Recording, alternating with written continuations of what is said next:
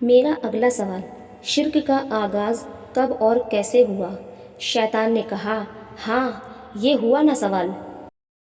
شیطان نے کہا، شرک کا آغاز نوح علیہ السلام کے دور سے ہوا، جب ود، سوا، یغوش، یعوق، نصر فوت ہوئے۔ یہ پانچوں قوم نوح کے بڑے نیک اور صالحہ بزرگ تھے۔ دور دور تک ان کی عبادت اور پرہیزگاری کے چرچے ہوتے تھے۔ بہت سے لوگ ان کے مقلد اور پیروکار تھے۔ یہ چونکہ خالص اللہ کے بندے تھے، اس لیے ان پر میرا کوئی داؤ نہ چل سکا۔ البتہ ان کی وفات کے بعد ان کے پیروکار قابو میں آ گئے۔ میں نے ان کے دلوں میں دسوسے ڈالا کہ ان بزرگوں کی تصویر بنا کر رکھ لو، اس سے ایک تو ان کی یاد تازہ ہوتی رہے گی، اور دوسرا تمہارے اندر عبادت کا شوق بھی بڑھے گا۔ اگلی نسل کو ورگلایا کہ ان کے مجسمے بنا کر گاڑ دو۔ تمہارے آباء و اجداد انہی کی پوجا کرتے تھے، انہی کی وجہ سے ان پر بارش نازل ہوتی تھی۔ چونکہ ان پانچوں کی محبت اور عظمت ان کے دلوں میں خوب گھر کر چکی تھی، اس لیے آسانی سے مان گئے، اور یوں باقاعدہ شرک کا آغاز ہوا جو آج تک پورے زور و شور سے جاری ہے۔ اس دور میں بت پرستی اور آج قبر پرستی۔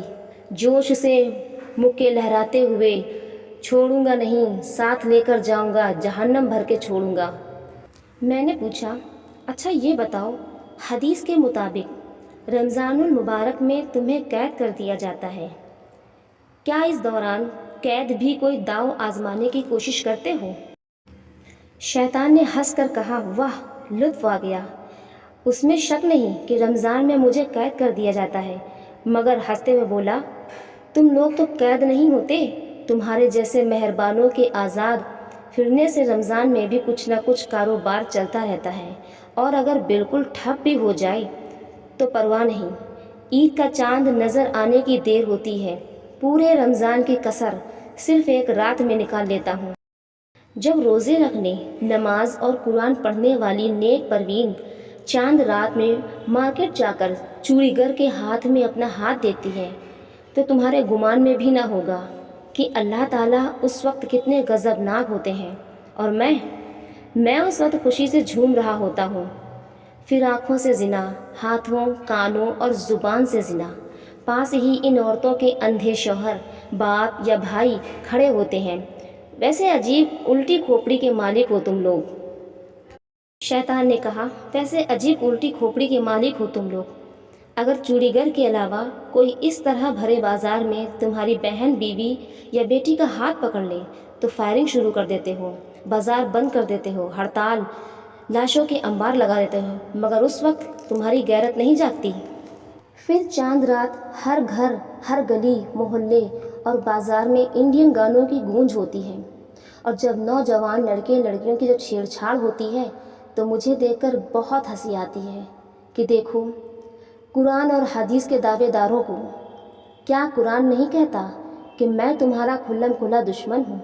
کیا حدیث نہیں بتاتی کہ رمضان میں مجھے قید کر دیا جاتا ہے؟ پھر چاند رات تمہارا اس طرح جشن منانا، کیا دشمن قید سے آزاد ہو تو اس طرح گانے لگا کر خوشیاں مناتے ہیں؟ سچ تو یہ ہے کہ تم نے مجھے دشمن سمجھا ہی کب تھا۔ میری رہائی پر تمہاری خوشی اور استقبال ثابت کرتا ہے کہ تم مجھ سے کتنی والہانہ عقیدت اور محبت رکھتے ہو۔ رہا عید الفطر والا دن، تو ظہر کے وقت میرے کارندے تمام مساجد کے باہر سیٹیاں بجاتے گنگناتے رہے ہوتے ہیں، سناؤ کیسا بدلہ لیا رمضان کی قید کا؟ کہاں گئی ٹوپی، تسبیح، مسواک، نماز، روزہ، اعتکاف؟ مسجد میں اسی طرح ویران۔ میں نے کہا، لا حول ولا قوت الا باللہ، اللہ جانے لوگ تمہاری دوستی پر کیسے یقین کرتے ہیں، تمہارے تو ایک ایک لفظ سے انسانی دشمنی بو آ رہی ہے۔